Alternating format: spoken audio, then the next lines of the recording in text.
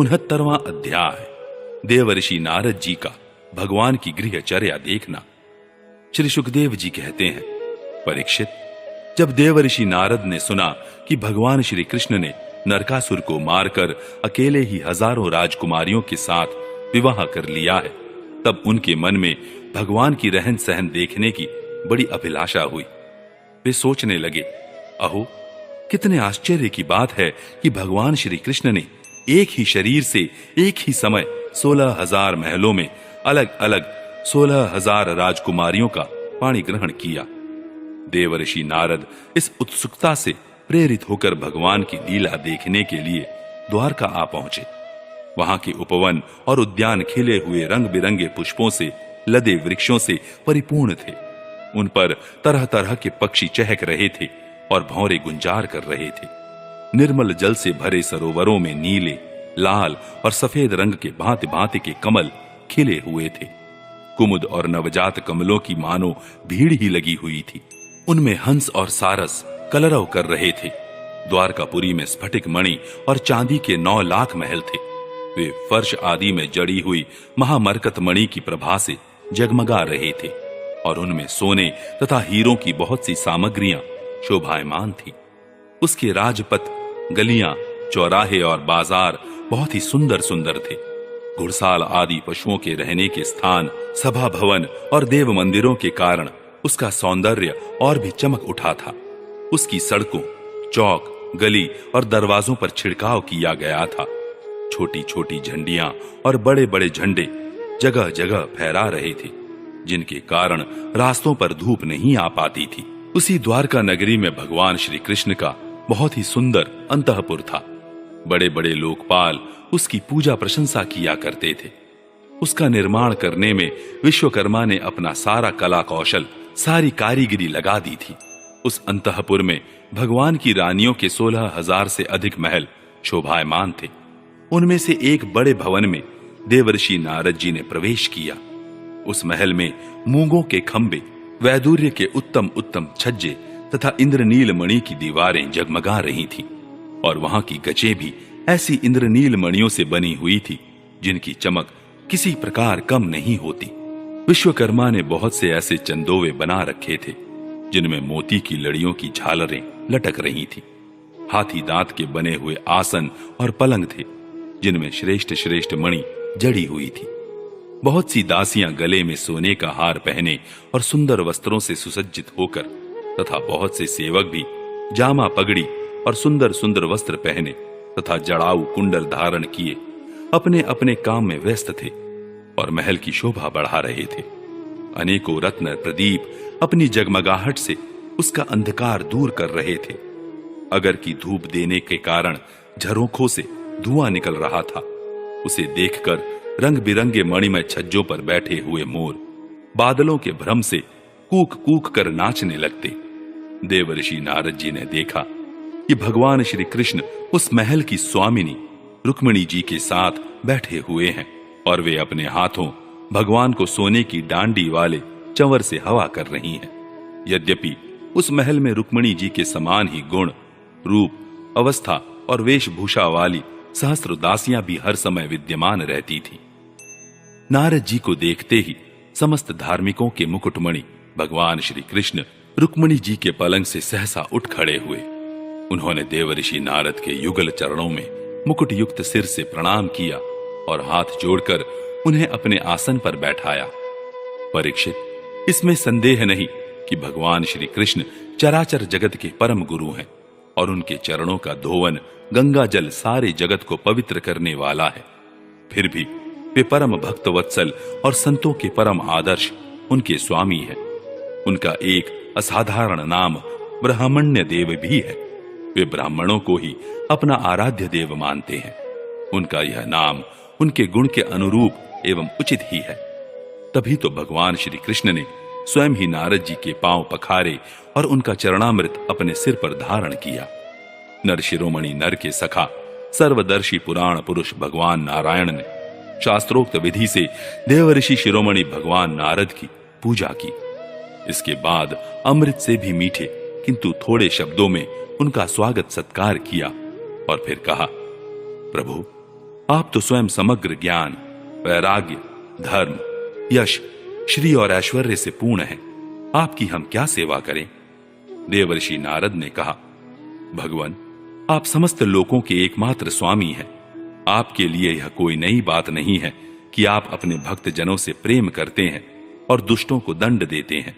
परम यशस्वी प्रभु, आपने जगत की स्थिति और रक्षा के द्वारा समस्त जीवों का कल्याण करने के लिए स्वेच्छा से अवतार ग्रहण किया है। भगवान, यह बात हम भलीभांति जानते हैं। यह बड़े सौभाग्य की बात है कि आज मुझे आपके चरण कमलों के दर्शन हुए हैं। आपके ये चरण कमल संपूर्ण जनता को परम साम्य, मोक्ष देने में समर्थ हैं, जिनके ज्ञान की कोई सीमा ही नहीं है। वे ब्रह्मा, शंकर आदि सदा सर्वदा अपने हृदय में उनका चिंतन करते रहते हैं। वास्तव में वे श्री चरण ही संसार रूप कुएं में गिरे हुए लोगों को बाहर निकलने के लिए अवलंबन है। आप ऐसी कृपा कीजिए कि आपके उन चरण कमलों की स्मृति सर्वदा बनी रहे और मैं चाहे जहां जैसे रहूं उनके ध्यान में तन्मय रहूं। परीक्षित, इसके बाद देवर्षि नारद जी योगेश्वरों के भी ईश्वर भगवान श्री कृष्ण की योग माया का रहस्य जानने के लिए उनकी दूसरी पत्नी के महल में गए। वहां उन्होंने देखा कि भगवान श्री कृष्ण अपनी प्राण प्रिया और उद्धव जी के साथ चौसर खेल रहे हैं। वहां भी भगवान ने खड़े होकर उनका स्वागत किया, आसन पर बैठाया और विविध सामग्रियों द्वारा बड़ी भक्ति से उनकी अर्चा पूजा की। इसके बाद भगवान ने नारद जी से अनजान की तरह पूछा, आप यहां कब पधारे? आप तो परिपूर्ण आत्मा राम, आप्त काम है और हम लोग हैं अपूर्ण। ऐसी अवस्था में भला हम आपकी क्या सेवा कर सकते हैं?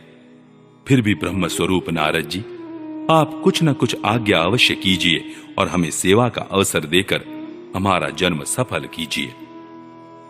नारद जी यह सब देख सुनकर चकित और विस्मित हो रहे थे। वे वहां से उठकर चुपचाप दूसरे महल में चले गए। उस महल में भी देवर्षि नारद ने देखा कि भगवान श्री कृष्ण अपने नन्हे नन्हे बच्चों को दुलार रहे हैं। वहां से फिर दूसरे महल में गए तो क्या देखते हैं कि भगवान श्री कृष्ण स्नान की तैयारी कर रहे हैं। कहीं वे यज्ञ कुंडों में हवन कर रहे हैं तो कहीं पंच महायज्ञों से देवता आदि की आराधना कर रहे हैं। कहीं ब्राह्मणों को भोजन करा रहे हैं तो कहीं यज्ञ का अवशेष स्वयं भोजन कर रहे हैं।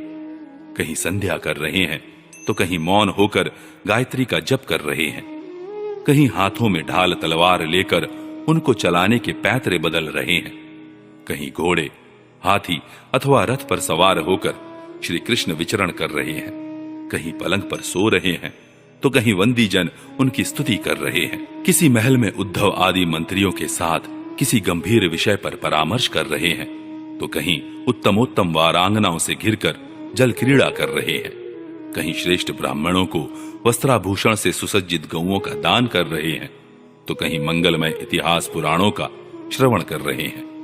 कहीं किसी पत्नी के महल में अपनी प्राण प्रिया के साथ हास्य विनोद की बातें करके हंस रहे हैं तो कहीं धर्म का सेवन कर रहे हैं, कहीं अर्थ का सेवन कर रहे हैं, धन संग्रह और धन वृद्धि के कार्य में लगे हुए हैं तो कहीं धर्मानुकूल गृहस्थोचित विषयों का उपभोग कर रहे हैं।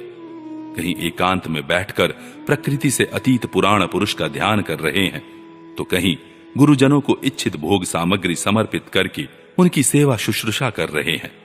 देवर्षि नारद ने देखा कि भगवान श्री कृष्ण किसी के साथ युद्ध की बात कर रहे हैं तो किसी के साथ संधि की। कहीं भगवान बलराम जी के साथ बैठकर सतपुरुषों के कल्याण के बारे में विचार कर रहे हैं। कहीं उचित समय पर पुत्र और कन्याओं का उनके सदृश पत्नी और वरों के साथ बड़ी धूमधाम से विधिवत विवाह कर रहे हैं। कहीं घर से कन्याओं को विदा कर रहे हैं तो कहीं बुलाने की तैयारी में लगे हुए हैं।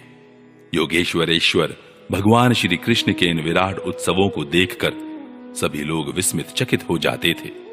कहीं बड़े बड़े यज्ञों के द्वारा समस्त देवताओं का यजन पूजन और कहीं कुएं, बगीचे तथा मठ आदि बनवाकर इष्टापूर्त धर्म का आचरण कर रहे हैं।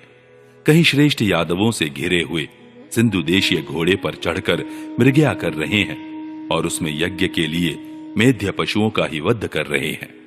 और कहीं प्रजा में तथा अंतःपुर के महलों में वेश बदलकर छिपे रूप से सबका अभिप्राय जानने के लिए विचरण कर रहे हैं। क्यों ना हो, भगवान योगेश्वर जो हैं।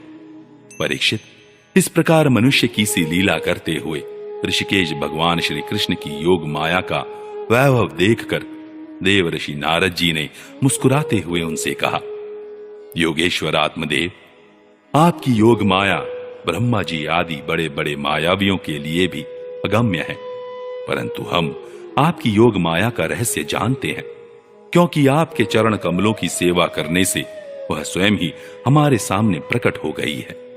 देवताओं के भी आराध्य देव भगवान, 14 भुवन आपके सुयश से परिपूर्ण हो रहे हैं।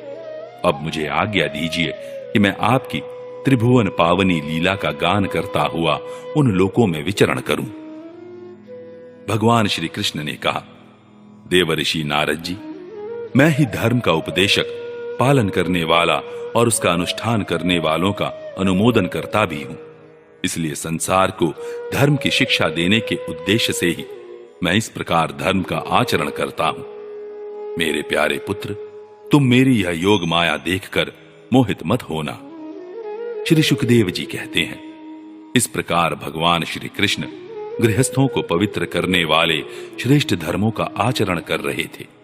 यद्यपि वे एक ही हैं, फिर भी देवर्षि नारद जी ने उनको उनकी प्रत्येक पत्नी के महल में अलग अलग देखा। भगवान श्री कृष्ण की शक्ति अनंत है।